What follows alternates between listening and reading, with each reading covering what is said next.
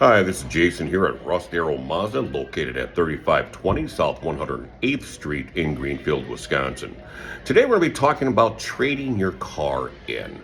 A lot of people, when they purchase a vehicle, they'll trade in their existing vehicle for a couple reasons. A, there's value in your car that can be transferred to the new car to help lower your monthly payment. B, you're getting a new car and you got to do something with that old car. So you might as well trade it in with us so we can take care of it for you. Now, some of the do's and don'ts of trading in your car. Um, when you bring your car in, obviously make sure the car is clean.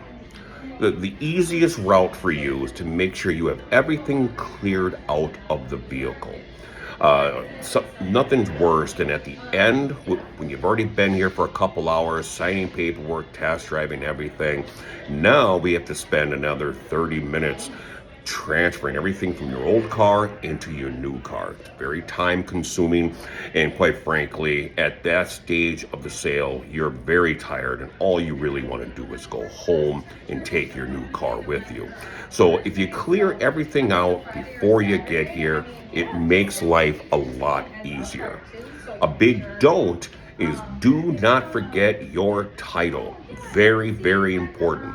Under Wisconsin law, we can't take your car in on trade if we do not have your title to the vehicle.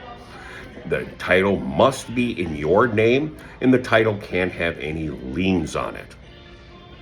So, very important. Do not forget your title when you're trading in your car. It makes life and it makes the process a whole lot easier. Don't worry about the car being showroom quality clean. When we're looking at your car, we're going to be looking at the tires. We look at the exterior. We take it for a short test drive. We run a Carfax on it. We're checking the mechanical value of the vehicle, and we're making sure there's no accidents. That's the most important thing.